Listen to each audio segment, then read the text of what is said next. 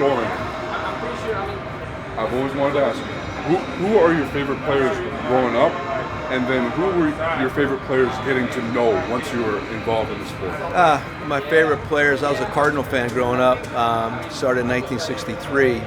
So Bob Gibson was my first favorite player. And then I can name you the whole infield of the Cardinals, and they, with Boyer, Trout, Javier, Bill White, Carver was catching, Flood, Brock, and Mike Shannon, who I've gotten to know well in the outfield. Ray Sadecki pitching, Gibson, like I said, Nelson Briles. Even Roger Craig was pitching on that team, and Bob Uecker was the backup catcher. So I guess I like the Cardinals. Right on. Yeah. And this is a little bit of a random question as well, but I wanted your perspective on this.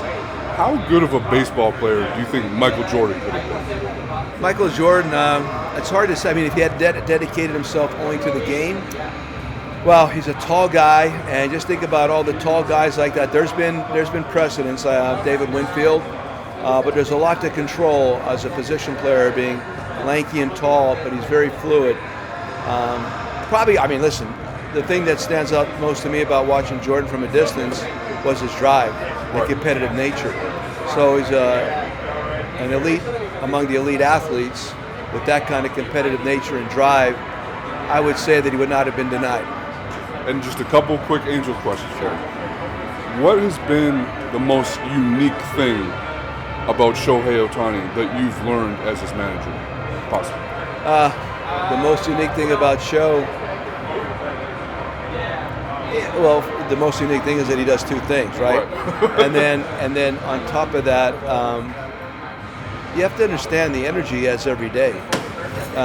Right leading up to like pitching tonight, and then we have tomorrow off, which is great. But normally the day after he'll play and still not demonstrate any fatigue when he plays, runs the bases, swings the bat.